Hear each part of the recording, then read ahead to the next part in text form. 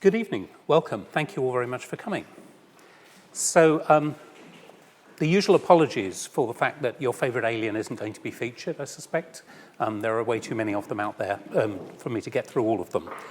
But my topic this evening, I'm going to start with the idea of when and how and why aliens become sympathetic characters. Obviously, some not so sympathetic. This kind of alien is very common, but I don't have anything, I think, terribly interesting to say about them. They hate us, and they want to kill us or eat us or lay eggs in us. What I think is perhaps slightly more interesting is, as I say, when do they become sympathetic? Well, for me, that story began, as did my whole love of science fiction, I have to say, with Star Trek. I started watching this in the very early 70s, that's how old I am, when it was still quite new. And the very first time I heard these words, these are the voyages of the Starship Enterprise, its 5-year mission to explore strange new worlds, to seek out new life and new civilizations, and to boldly split infinitives that have never been split before, I was really hooked. And I think one of the things that I loved about it from the outset was that sense of adventure, the voyage into the unknown, which of course is reminiscent of, the kind of heroic age of exploration in human history and so on. But of course, in human history, voyages like this is an 18th century Dutch engraving imagining Columbus landing in America. These voyages tended not to work out too well for the new life and the new civilizations that were being contacted. You can just see here some of the indigenous people are running away as fast as they can, which turned out to be the smart move in most cases. One of the things about Star Trek that I found appealing was the possibility that these voyages might have happier endings. And the diversity of the crew, for example, suggested a different set of values were in play here. So this is filmed and broadcast first at the very height of the Cold War, but we've got a Russian, Pavel Chekhov, on the bridge as the navigator. There's also someone of Japanese descent. There's quite a diverse grouping here. Famously, of course, we have an African-American communications officer, Lieutenant Uhura, and my favourite character, of course, is there's actually an alien on the bridge. There's Spock. And again, I suspect I'm not unusual for nerds of my particular vintage in that Spock was the kind of heart of the show as far as I was concerned. And I suppose he's really responsible for this whole lecture series because it was watching this and then watching The Next Generation, where sort of Mr. Data plays the Spock role in some senses. He's the foil for what it means to be human. He's the opposite of human, the non-human, who provides that contrast. And part of where I started thinking about all this was wondering why the first season or two of Voyager was so absolutely pants, because they didn't really have anybody in that role, and it wasn't until 7 of 9 joins the crew that it really takes off. I'll come back to that a little bit later. But it's Spock and the other aliens who provide those opportunities to ask what I thought of as the really interesting questions that the show raised. So I'll give you an example. This is one of the very early episodes from the original series that I remember, one of the first I remember seeing. Devil in the Dark first went out in 1967. I would have seen it probably about 6 years after that. So the story, very simply, is the Enterprise is summoned on a distress call to this planet where the miners are being attacked by a mysterious monster and killed by it and so on. The crew are sent to aid them, investigate. They meet the creature, and Spock realizes that it's intelligent, and he manages to make contact with it. One of the very many useful plot devices here is the Vulcan mind meld, which allows Spock to make telepathic communication with other species, and he learns the story of this creature. It's called a Horta, and it's the last of its kind, and they have a life cycle where every several thousand years they all die out bar one who lays eggs. Those eggs hatch and the next generation is born. And these perfect spherical silicon spheres that the miners have been discovering and destroying are the Horta's eggs, and that's why it's been attacking them. So its motives make sense and so forth. So initially they attack the thing, they realize that it can move through rock with great ease and so on, but its cooperation is finally established in the end, thanks to Spock and the others understanding, as I say, the creature's motivations.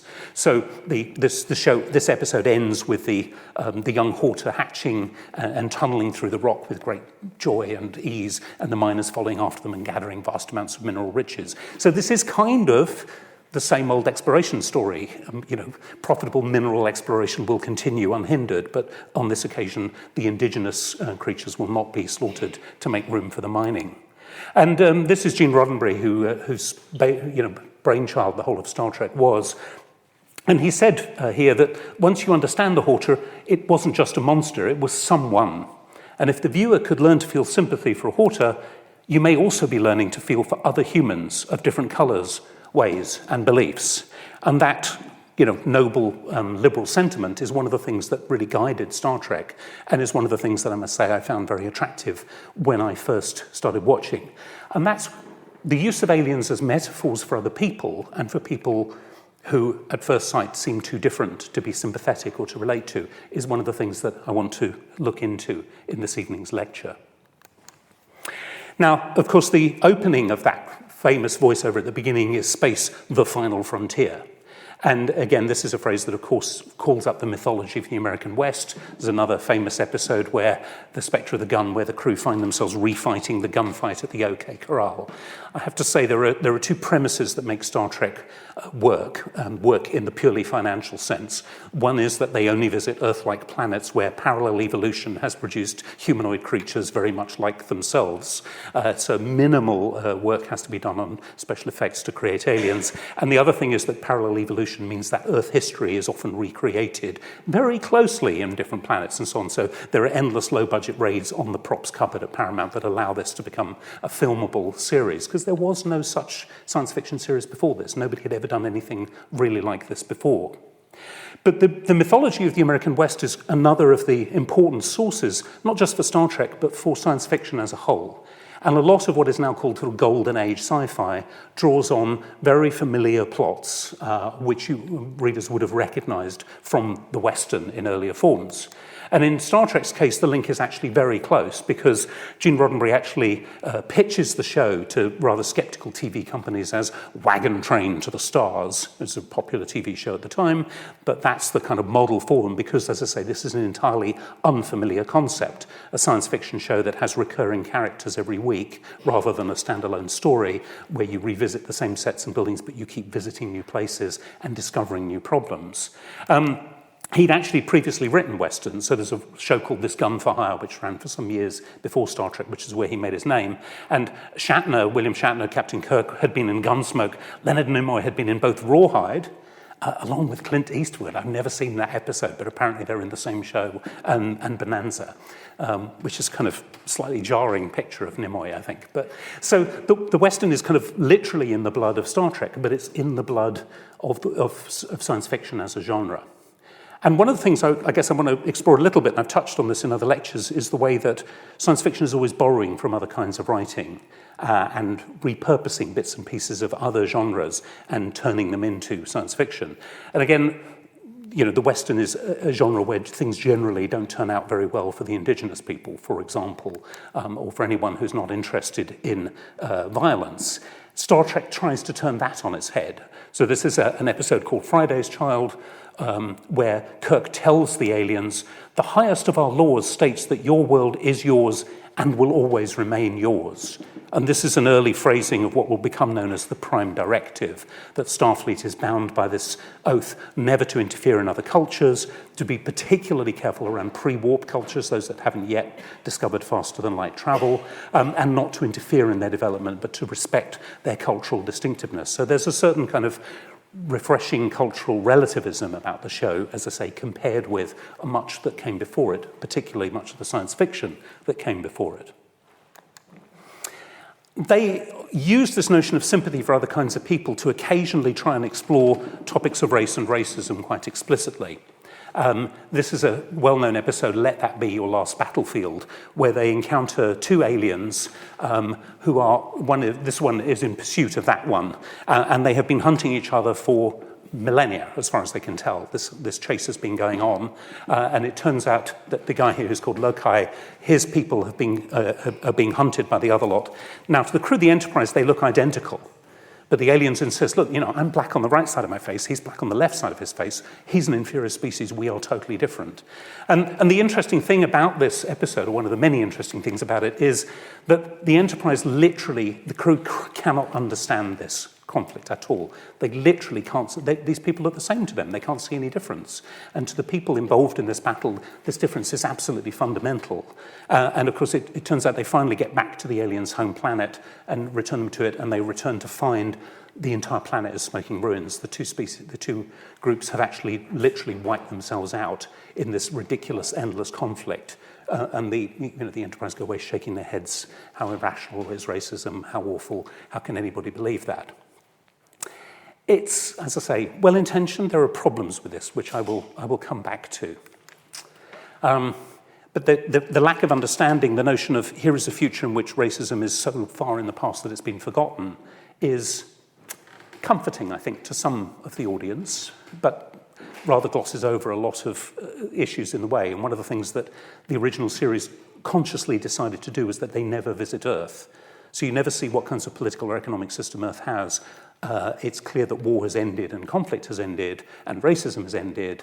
They didn't do so well on sexism. I have to say the crew, all the women in the crew are still wearing miniskirts, so that there are some issues around that still. But there's a lot of progress, but we never see how it happened, nor do we hear anything about how that change was effected. The story of how aliens become sympathetic, like a lot of stories in science fiction, I think, begins with H.G. Wells.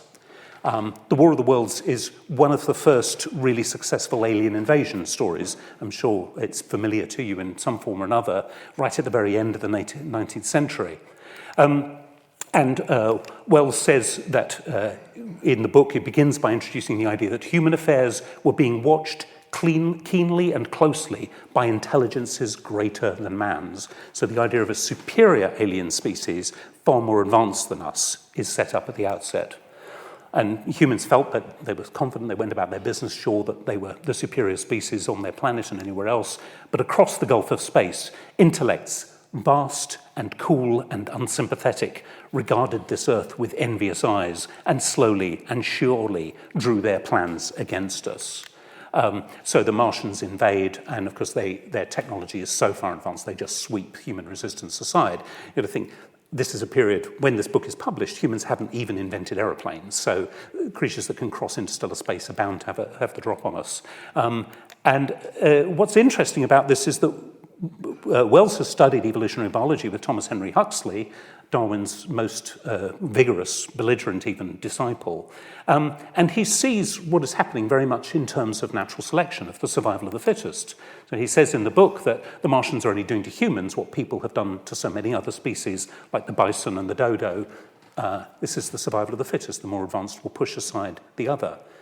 But Wells goes on to say that, of course, that same ideology, the Darwinian ideology, has been used to justify violence by humans against other humans.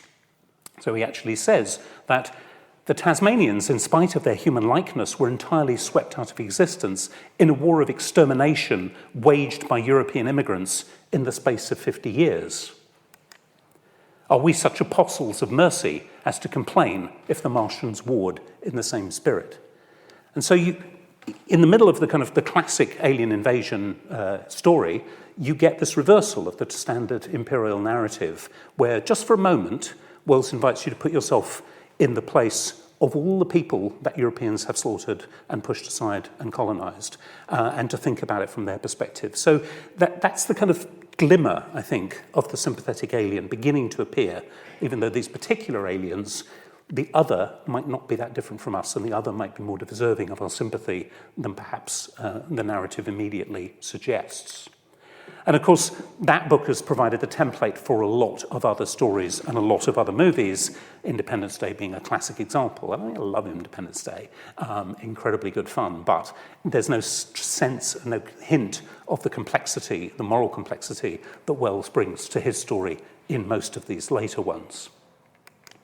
Wells's other great contribution to science fiction, and this is even more directly relevant to the sympathy that we might feel for aliens, was The First Men in the Moon, just 3 years after the War of the Worlds. And this is one of the first descriptions that I'm aware of where we have a fully worked out picture of an alien society, which is described in some detail. So the lunar travelers reach the moon and discover that it's inhabited. There are species there who they call Selenites, and they're insect-like when they find them. And it becomes obvious that they have a social structure very like that of social insects on Earth. So the whole moon is like an ant heap, and there is a grand luna, like a kind of ant queen or whatever, in the center of this society.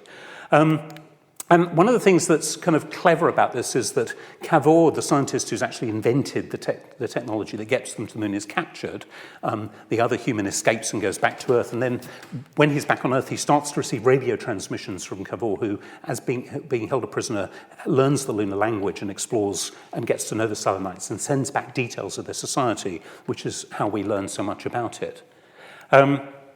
The way that Cavour, the transport in this is rather clever. So Cavour has invented this material called cavorite, which insulates gravity. And so they build this ship out of it, and it's actually made out of sort of Venetian blinds of cavorite. So it's a glass sphere covered in these blinds, and when you open them, gravity gets through, and you're pulled towards a body. When you close them, you fly free. So by opening and closing them, they can steer their way through space and land on the moon. It's kind of wildly implausible, but compared with the kind of earlier, like a flock of geese will fly you to the moon, you'll be shot in a giant cannon. This is like way more plausible. But Cavour, who's very much the archetypal scientist, talks about the wonderful social order that the Selenites have established. So there's no war, there's no poverty, there's no unemployment, and there's no unemployment because if there's no work for a worker to do, they're put into a drugged sleep until they're needed again. But the whole society is very, very well organized, and there are clearly aspects of this that Cavour likes. And it's interesting that the Selenites, and it's clear in the pictures, they look quite different from one another. There are recognizable castes, as there are with many insects. And their sort of career is decided very early on when they're not much more than embryos. And then Cavour explains that a highly developed system of technical education is stimulated by irritants and nourished by injection while the rest of the body is starved. And so this is how they all come to look so different to each other. And he describes actually finding some young Selenites in jars who were being turned into sort of specialized machine minders. So they're confined in jars from which only the forelimbs protruded, who were being compressed to become machine minders of a special sort. Very efficient, Cavour admits, but the memory of that wretched-looking hand tentacle sticking out of its jar haunted him because it suggested a sort of limp appeal for lost possibilities. Thank you. But Cavour, who is rational to the last, says that, of course, this is really in the end a far more humane proceeding than our earthly method of leaving children to grow into human beings and then making machines of them. And of course, he's thinking about the kind of classic work of the 19th century machine minder reduced to being a factory hand.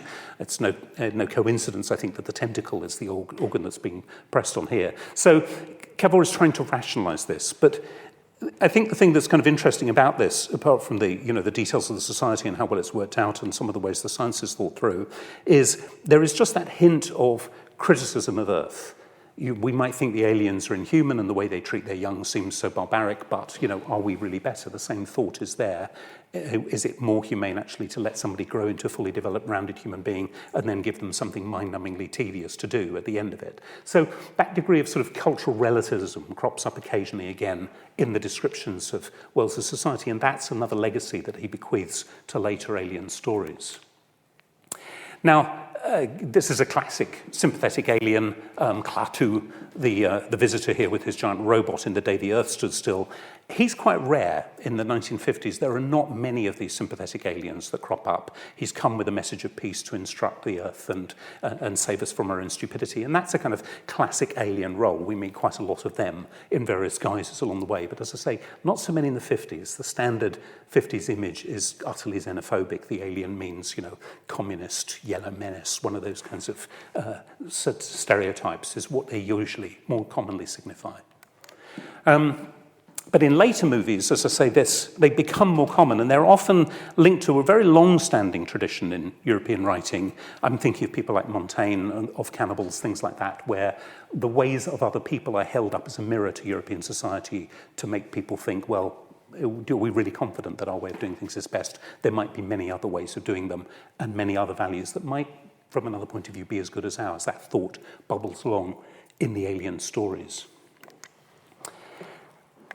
One of the things that aliens get used for, I could give a lot of examples of this, but time is tight and people's attention spans are limited. But other kinds of others get used. So it's not just about race and immigration, although I'm going to focus on that this evening. I want to just give you one example of that. various kinds of taboo subjects are treated through the metaphor of the alien. One of the earliest that I'm aware of is this one, 1953, The World Well Lost by Theodore Sturgeon.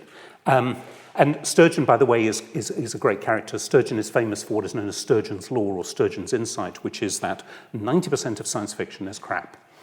But that's because 90% of all art is crap, which I think is a great insight. Anyway, in Sturgeon's story, there are two aliens who come from a planet that has been cut off from the galactic community. Nobody knows anything about this planet or its people. And they come to visit Earth, and they become known as the Loverbirds. And the humans can't talk to them, they can't communicate with them, but they are so struck by the kind of intense pleasure that the two obviously take in each other's company, and they inspire a kind of loverbird cult. People get loverbird tattoos and so on, as they see this as this perfect image of love between these two. And all is looking well until the forbidden planet, which is mentioned here, Debanus, demands their return. It's been announced that they are criminals and that if they're not returned, there'll be war with Earth and so on. So two human men are given the job of escorting the Loverbirds back to their home. And the plot device here between these two is kind of interesting, that when they go through hyperspace, whatever it's called, it's not described that way in the thing, everybody goes unconscious. But one of the crew members comes to much quicker than the other one, which makes him such a useful traveling companion. He's the one who can check the instruments and get them back on course. And as a result of him waking up first, he actually establishes a kind of rapport with the Loverbirds, and he discovers that both the aliens are male. And this is the crime for which they are to be punished when they are returned to their home planet. This is not a common theme in 1950 science fiction, I have to say. And what is kind of great, Grunty, the one who wakes up first, helps the Loverbirds escape. He puts them in the lifeboat, he ships them off the thing, and he fakes their deaths so that they won't be pursued. And after they've gone, he turns to his companion, the other crew member who is still unconscious, and kisses him and admits that he's in love with him, but of course the other guy's straight, and this is never, ever, nothing is ever going to come to this. It's really a really kind of poignant ending to the story. And this illustration, if I just enlarge this detail here, it's not exactly X-rated, but this is kind of raunchy for 1950 sci-fi, these two male aliens locked in this embrace as they are flown away into space. And there is a kind of whole rich tradition of, as I say, all kinds of others being imagined or talked about or thought about through the lens of science fiction in various ways. And vastly more we could say about this topic. But I'm going to turn to something kind of a little more obvious, which is illegal aliens. So this is a scene from the beginning of Men in Black, which I'm sure many of you have seen, which is one of a number of films that riff off the fact that the Latin word alienus, foreign, is used to describe people who are from another country, living in this country or wherever, and then not until the 1920s does it begin to be applied to people from other planets as well. And so Men in Black is the most famous and commercially successful example of this genre. As you see, we're not exactly getting the same kind of liberal, inclusive values as Star Trek here. But the premise of the thing is quite simple, that there is a special division of the immigration service which has been set up to deal with alien visitors in case any show up, and some aliens do show up and make friends with them and so on. So they're tasked with the job of finding them jobs and helping them settle into American society. As long as they're decent, hard-working, honest aliens, those who are undesirable troublemakers have to be hunted down and blasted all over the place. And when Will Smith is inducted into the agency and he learns, he's called Jay, his mentor Kay explains to him that at any given time there are approximately 1,500 aliens on the planet, most of them right here in Manhattan, and most of them are decent enough. They're just trying to make a living. And Will Smith says, cab drivers? Jay says, not as many as you'd think. And the film is full of kind of great little gags about the aliens and which humans might actually be aliens. You see the talking head of Arnie Schwarzenegger in one of the scenes of the various aliens who are hiding out on Earth and so on. But it's not exactly very sophisticated in the way it deals with the politics of immigration and so on.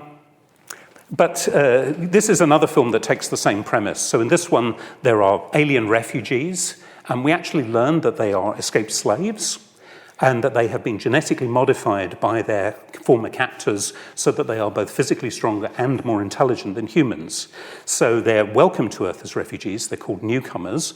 But some humans are very suspicious of them, partly because of this superiority, partly because they look different. And you'd think, well, that's kind of an interesting premise.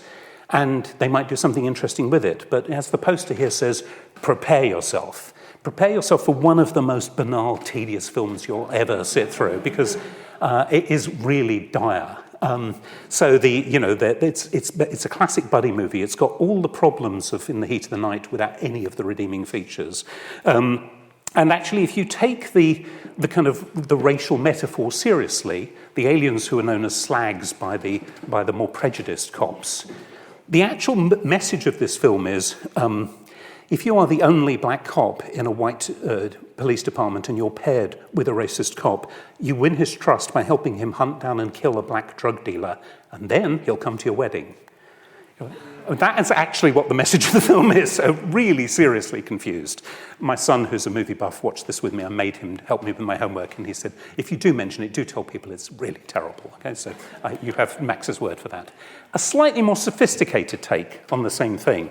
A movie I strongly recommend if you've not seen it, and actually his next movie after this one, Chappie, is one of the many robot movies I would have liked to have mentioned in the last one and didn't get to, but this is District 9. And it starts with the kind of classic premise, just like Independence Day, giant alien spaceship appears, but over Johannesburg, which is already kind of interestingly different, and then nothing happens.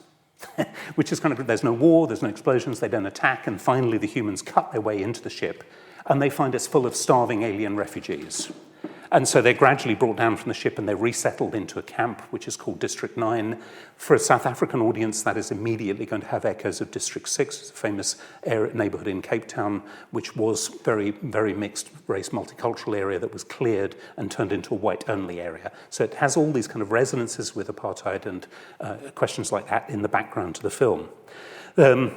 But in the film, District 9 very quickly turns into an absolutely terrifying slum, and armed criminal gangs are running the place, and there is a real kind of sense of kind of growing aversion from the part of the humans to the aliens and to the way that they're living, even though they've been forced into living like this by their hosts.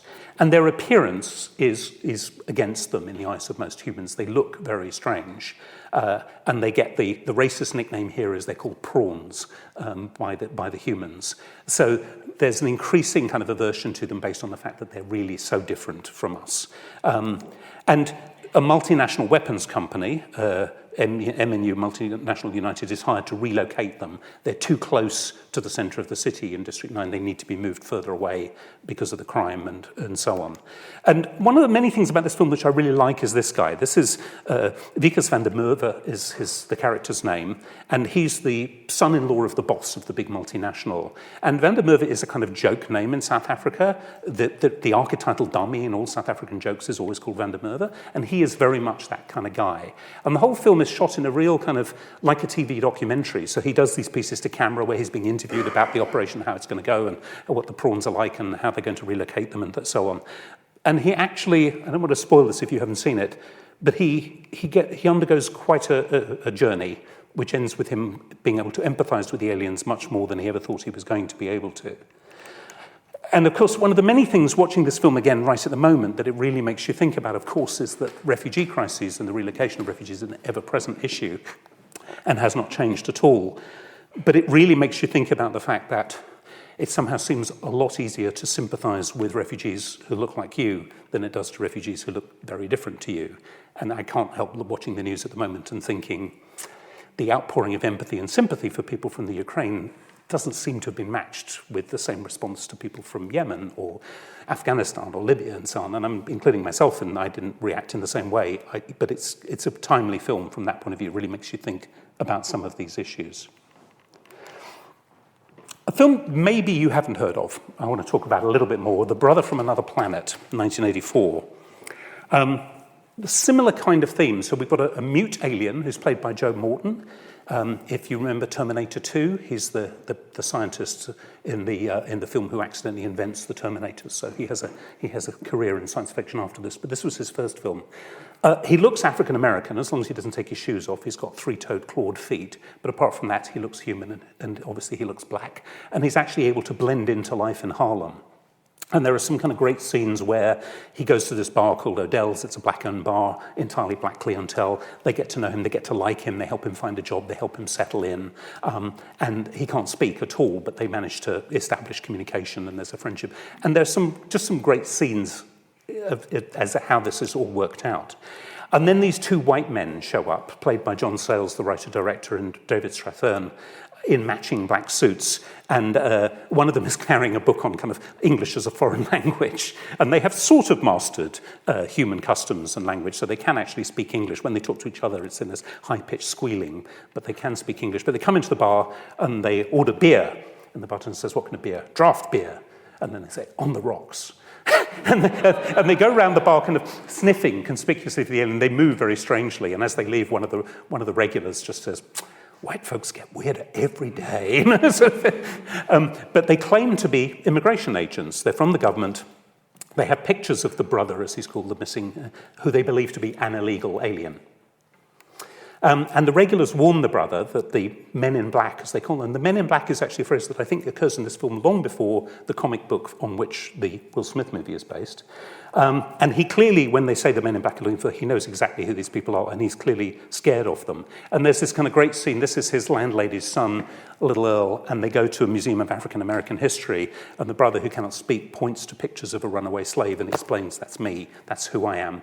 These people are slave catchers, that's what they're looking for me, why they're looking for me." So the racial analogies here are kind of obvious and interesting. But there are many, many things about this I really like. One of the things that's great is that right at the beginning, the brother's spaceship, when he's escaping, splashes down right near Ellis Island in New York. And he comes to shore, and you can see the Statue of Liberty behind him, as it shows here in the poster. But it's just kind of interesting that as he walks around, he's looking, it's like he doesn't see it. It's almost like it's invisible to him. And it's just a kind of subtle reminder about the many different kinds of coming to America stories, and the fact that, of course, African Americans' ancestors did not come through Ellis Island. They weren't here voluntarily, there yearning to be free. They didn't have any choice about the journey. So it has these little complex but subtle, interesting things about the differences between different people's stories. And I think that if you compare this with, say, something like the Star Trek episode I was talking about before, one of the things that's really obvious about the film is that it recognizes that race is about a lot more than pigment. The Star Trek episode really does think that it's about what color your skin is, and it doesn't go any further.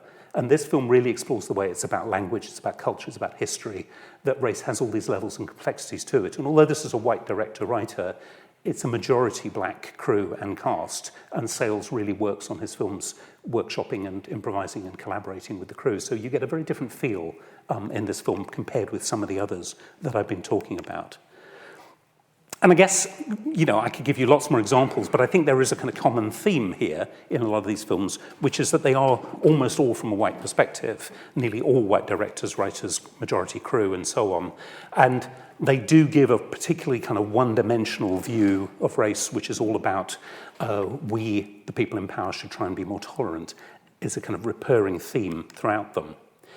Now, I could talk about how much more diverse science fiction has become in the last few decades. We'd be here all night, and frankly, I don't really have the expertise to do that. But I'm just going to gesture at this, looking at this term Afrofuturism, for example, which was coined by Mark Derry to describe the way that race, science, and technology are being explored in art, music, and literature of contemporary Black America in relation to technoculture and science fiction is part of his definition. And a film like Black Panther is only the most visible, high-profile, high-budget version of this. There is a hell of a lot of stuff that would be captured under the loose label of Afrofuturism.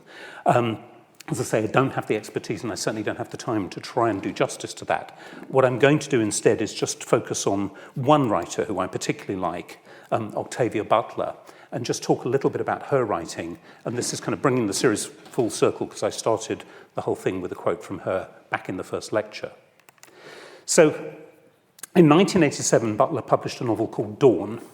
It's the first part of a trilogy which was originally called Xenogenesis, or Alien Origins, but was retitled Lilith's Brood later, and then the second volume is Alok Tolroyd's, the third one is Imago. And if you've not read these, I cannot recommend them highly enough. But I will just briefly give you a tiny flavour of some of the things they deal with.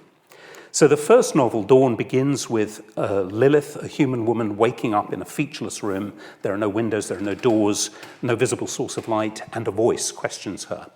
And then she gets to ask questions, but nobody ever answers, nobody replies, and then she goes back to sleep, and she reawakens. She has no idea how long she's been asleep, how long this has been going on. And gradually, she pieces together this story.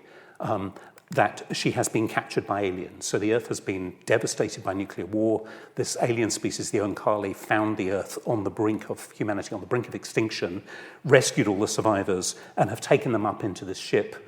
They have been healing them, trying to learn about their culture. They've been restoring the planet back to habitable conditions. And it turns out that 250 years have gone by since the war, since the last thing Lilith remembers. And the Oankali describe themselves as genetic traders. From their origins, which are so far back that they can no longer remember them, they have this irresistible instinct, this drive to interbreed with other species. So they drift through the galaxy on these ships, and their ships are vast, I mean, like bigger than cities, floating across space.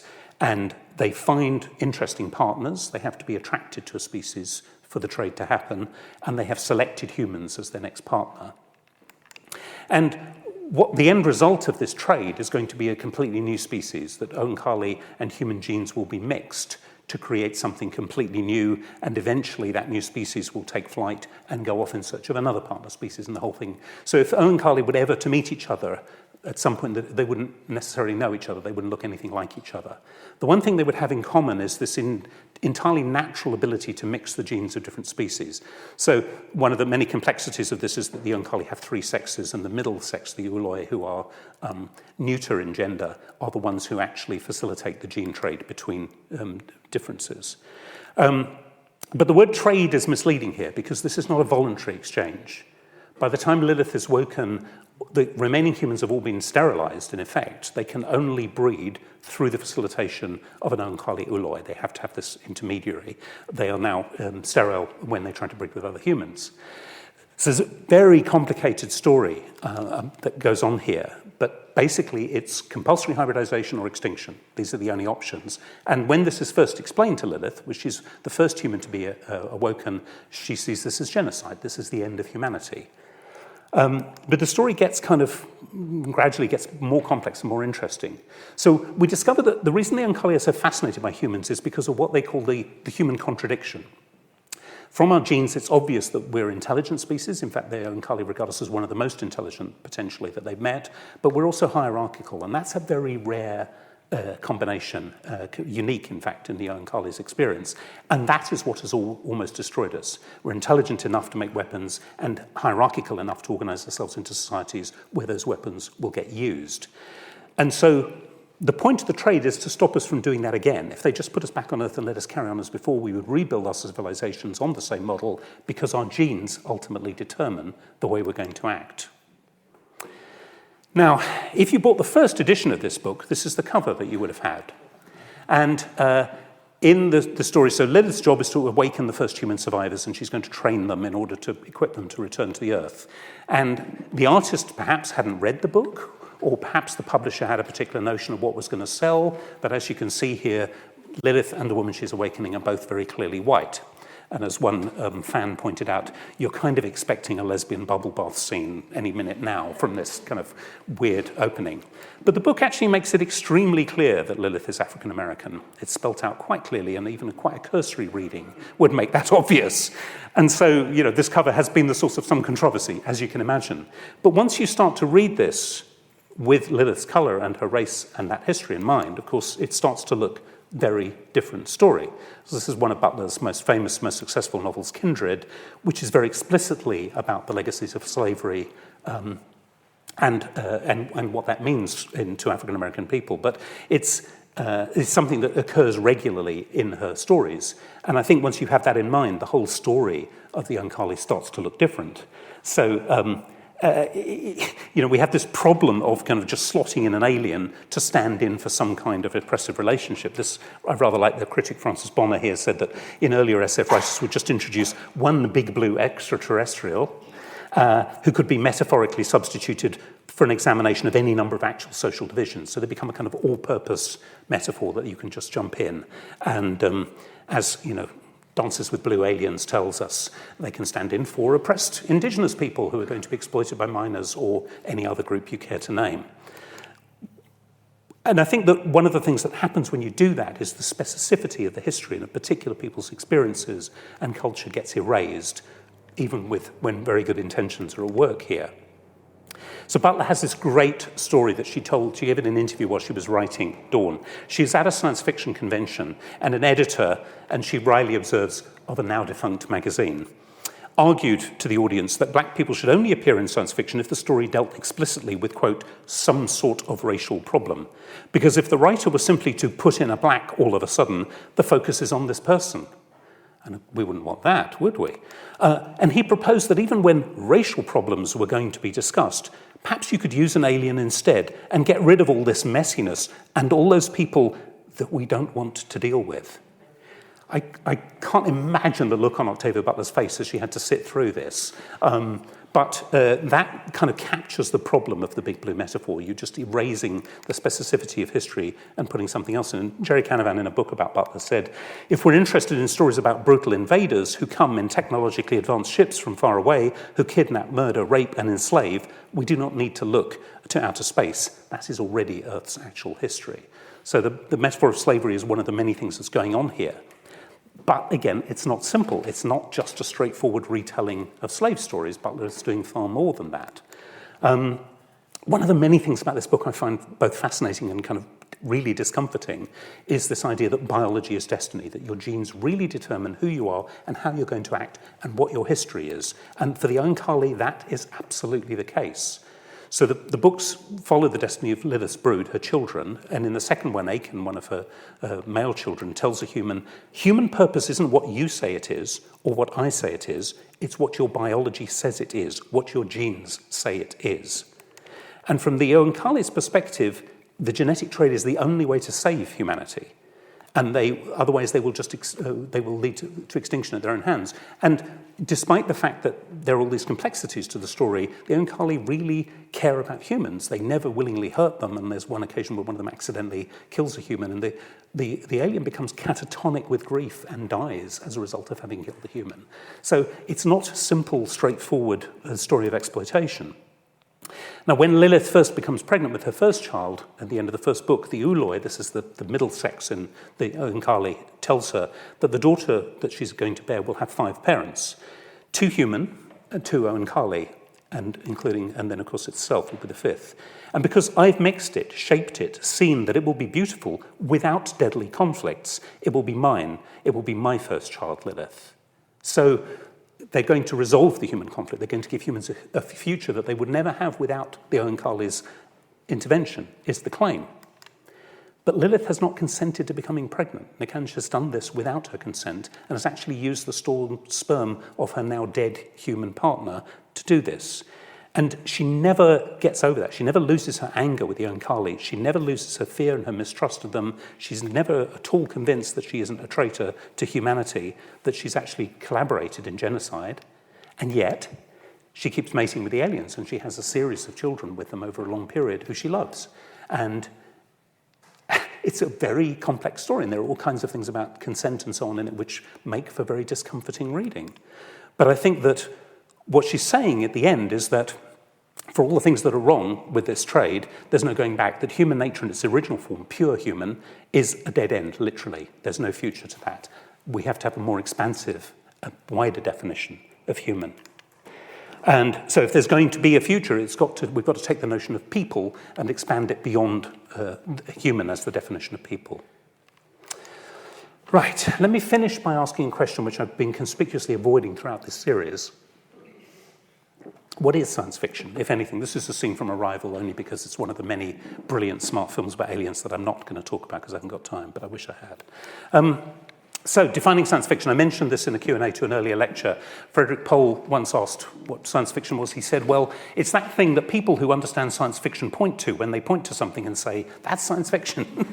And there clearly is something called science fiction. This label gets used in lectures like this, on books and so on. But how does it get defined? What makes something SF? Well, there are all kinds of obvious tropes, subject matter, visual imageries and so on that go to make something science fiction, robots, aliens, spaceships and so on. We kind of know it when we see it. But, Is that enough? Maybe it's none of the above. One of the things that's interesting is that academic science fiction critics, Darko Suvin is just my favorite example, only because he sounds and looks like a Star Trek villain, I think. But he has a kind of, hardline Marxist analysis of science fiction, and basically if it doesn't advance the revolution, it can't really be called science fiction. And a lot of academics do versions of this. And what they all end up doing is they leave a large crowd of science fiction fans going, well, what about, all the stuff I love, which isn't part of your definition. So it's a kind of weird snobbishness that actually erases most of the contents of what we might point to as science fiction.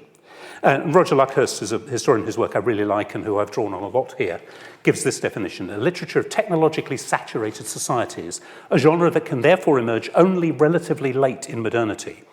It's a popular literature that concerns the impact of mechanism, to use the older term for technology, on cultural life and human subjectivity. And the point he makes about this is it's grounded at a particular moment in history. It needs things like mass production to make it happen. Cheryl Vint and Mark Bold, again, great definition here, they have an essay called There's No Such Thing as Science Fiction. And they talk about the way genres come into existence. And they talk about the fact that writers, producers, distributors, marketers, readers, fans, critics, and others create them, often retrospectively. And there has to be a kind of consensus in the community of people who like that kind of thing before it becomes a genre, before it gets recognized. They draw a lot on film criticism, and one of the examples they use, which I really like, is things like this. So this is a scene from Double Indemnity. What kind of film is this? What genre does it belong to? I think as soon as you see that, and you see the light coming in through the Venetian blinds and the strong black and white, the moody lighting, this is film noir. We know immediately what it is. But of course, the term film noir didn't exist when this film was made, and it actually doesn't become popular until the mid-50s. But after the term has been coined by film critics, it then becomes obvious that there's a genre there called film noir. And so it's defined retrospectively. We look back, and the genre grows as we look back and recognize that all these things belong to it, even before we had a genre or a label to apply to them. And I think that's absolutely true of science fiction. So the term doesn't exist until the 1920s.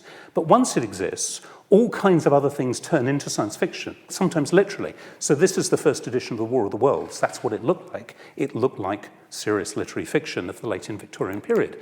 This is what it started to look like as soon as it was serialized in the pulp magazines, and it becomes something that is obviously science fiction.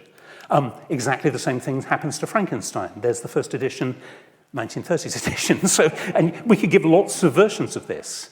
As science fiction grows, it kind of hybridizes. It borrows from all these other genres, from the Gothic, from the Western, from all other things, and it becomes this kind of monster stitched together from parts of other things, and all kinds of things turn into science fiction as the genre develops. So let's come back to Star Trek and the Borg, one of the all-time great villains in Star Trek, who famously keep announcing that resistance is futile. But the other thing that they claim, so if you don't know this is in this next generation, they're cybernetic organisms, so they're a mix of hybrid of technology and organic forms that they have assimilated into themselves. And the other part of their threat with which they announce themselves is, we will add your biological and technological distinctiveness to our own. So we will actually constantly extend what it is to be Borg by absorbing more and more species. And that's actually, I'm not, necessarily a big fan of the Borg, except as a great villain, but there's something kind of interesting about that phrasing, I think. And it just struck me that the original Federation are the real Borg. Anybody can join the Federation as long as you're willing to play by the rules of the European Enlightenment. You have to be, you have to be kind of white and human and liberal. You have to be mostly atheistic, which is kind of interesting. All of these various values are obligatory. And one of the many things I found fascinating about this episode is that we learned that Loki, the fugitive, that his people were once slaves. That was the origin of this conflict, and that's what he's being hunted for. He's actually like the brother from another planet. But even after that is explained, the crew of the Enterprise don't really get what the conflict is about.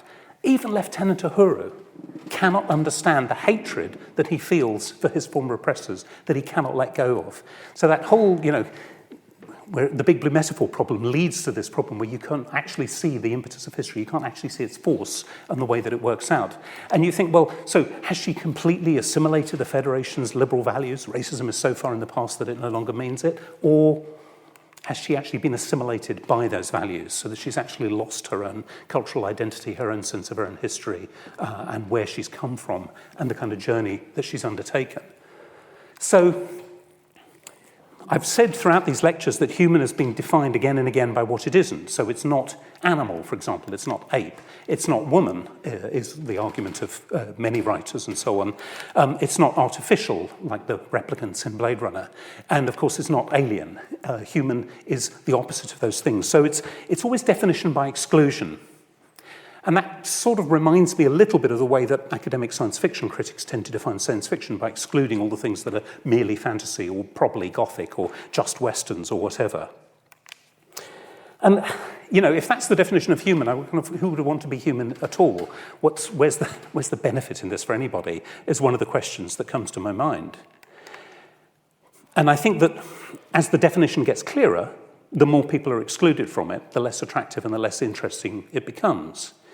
So what does it mean to be human? Well, I hope that, you're not going to be too disappointed if I admit that I don't know. I don't have a clear, definite answer to the meaning of human, but I want to leave you with this thought. Suppose we were to define human the way we define science fiction. So we define it as a messy, hybrid entity, a thing that is constructed retrospectively, that grows by welcoming others in and constantly expanding its self-definition as it does so. So as we look back, we notice that all those people who we thought weren't human turned out to be human all along, and the notion of human gets bigger and bigger. And if that were true, one of the things that it leads me to think is that perhaps it would be better to be the Borg than to be the Federation. I thank you very much for listening.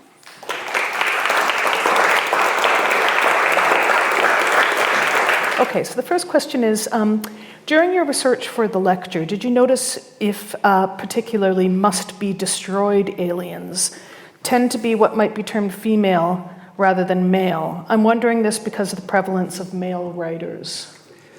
Yeah, that's interesting. There are certainly some, very fertile femmes in science fiction. And one of the many things about that that's really complicated is the kind of threat to the kind of bodily integrity of the human victim that they represent. So the kind of classic horrifying female alien will lay her eggs in you. That's the gory secret to the second Aliens movie, why it's so popular, is that visceral horror of being penetrated by a female ovipositor and then turned into a helpless carrier of an alien egg is really about as nasty as it gets for sensitive men.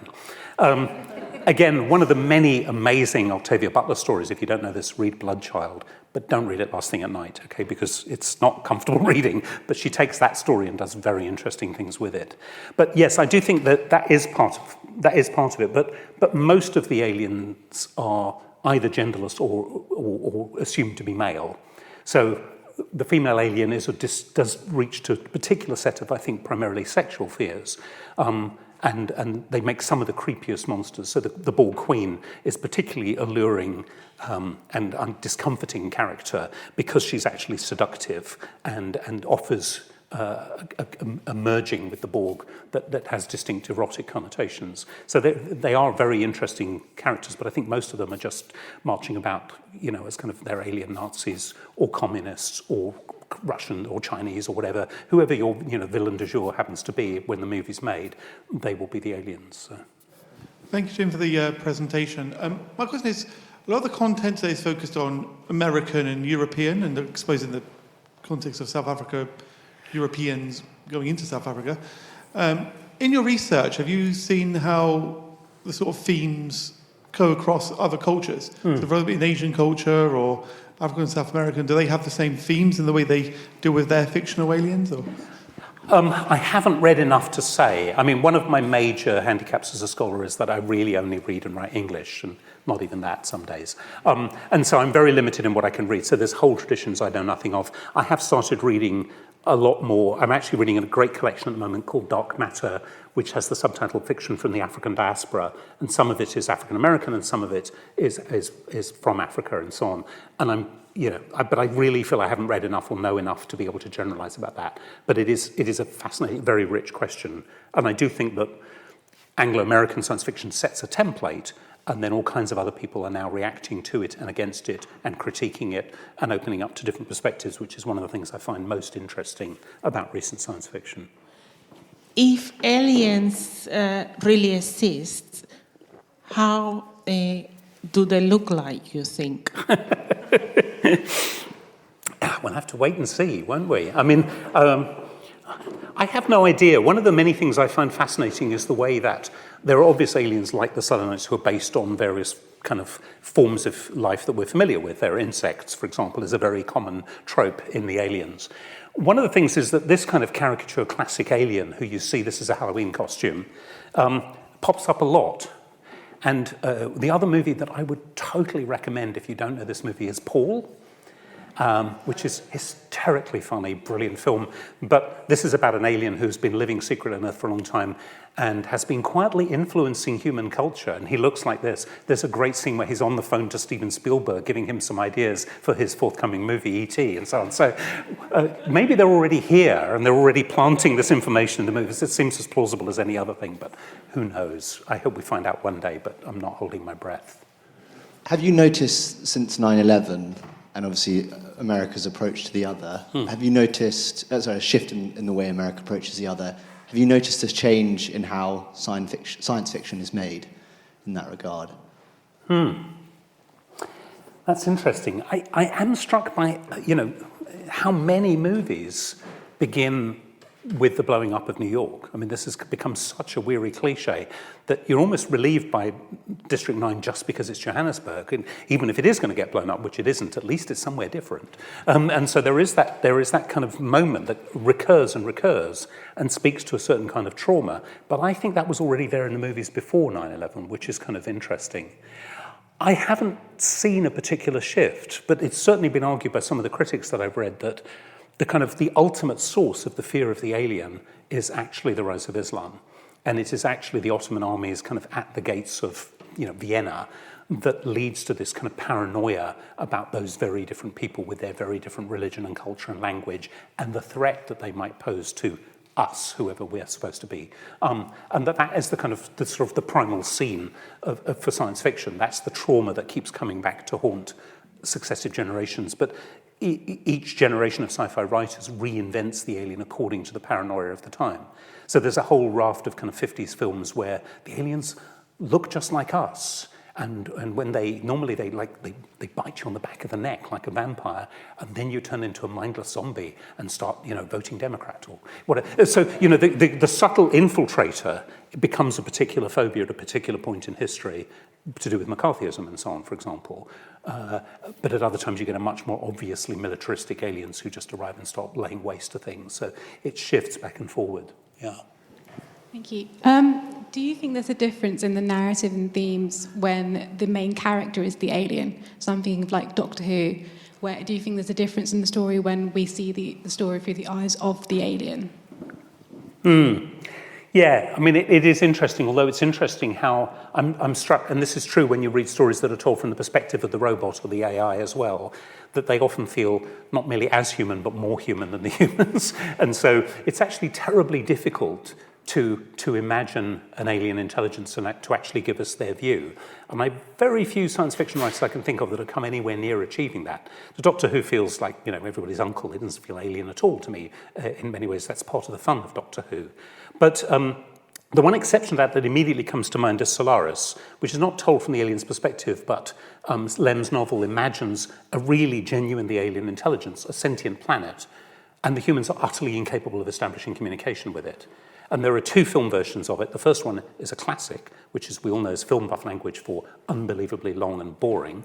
But the remake of it with George Clooney is really good. I really recommend it very highly. If you tried to sit through the first one and died of boredom before the third reel, try the new one. And it deals with that question of, and it makes you think, would we even recognize an alien if we met one? This comes back to your question about what do they look like. They might be so alien that we wouldn't even know that they were sentient in the first place. The Horta, when it appears in Star Trek, is made of silicon. It's a silicon-based life form. It doesn't show up on the tricorder as even alive. And when Dr. McCoy is asked to repair it, to heal it, he says, I'm a doctor, not a bricklayer. Kind of one of the first of many, I'm a doctor, not, which Dr. McCoy says throughout the series. So, and the same would be true of an alien, a computer. If a computer really had an intelligence, would we know it? I mean, it may be that those kind of weird glitches where the whole system seems to be offline for a minute is just the computers socializing with one another and like, we've got better things to do than your work, go away. Excel is down at the moment, we're having fun over here. I have no idea, but it does, it's a fascinating question. I'm really sorry, I know there are quite a few other questions. You might prevail upon the professor at the end if you wish to ask a couple, but I know we also have to get off. But I did want to say that this is sadly Professor Endersby's final lecture as visiting professor of the history of science at Gresham College. And so I did want to just say a few words about his tenure. In addition to his work for Gresham, Jim is professor of the history of science at the University of Sussex. He is the author of the prize-winning Orchid, A Cultural History, and A Guinea Pig's History of Biology, The Plants and Animals Who Taught Us the Facts of Life. 2020 saw the publication of his Imperial Nature, Joseph Hooker and the Practices of Victorian Science. His tenure as visiting professor here ranged from 2019 to 2022. And in that time, he provided fascinating series on the history of science, beginning with his first series, Utopian Gardens, where he explored the links between botanic gardens and utopias, both modern European inventions that embodied a fascination with the future. And then this was followed by his series on Darwin's Descent, Monkeys, Orchids, and Myths, marking the 150th anniversary of the publication of Darwin's Descent of Man. This series critically examined the book and explored ways in which it was received across the world. And this was then followed by his current series on How Not to Be Human, exploring humanity through science fiction, which, including the fantastic lecture tonight, has explored the rich ways in which writers and filmmakers have represented what constitutes human nature. So, throughout his time at Gresham College, Professor Endersby has brought his considerable knowledge to a wider audience, and we at the college are very grateful indeed to him for his excellent work. And we hope to welcome you back in the future, Jimmy. You're not off the hook yet. So thank you very much for everything that you've done over the past 3 years as a Gresham visiting professor, and please join me in thanking the professor.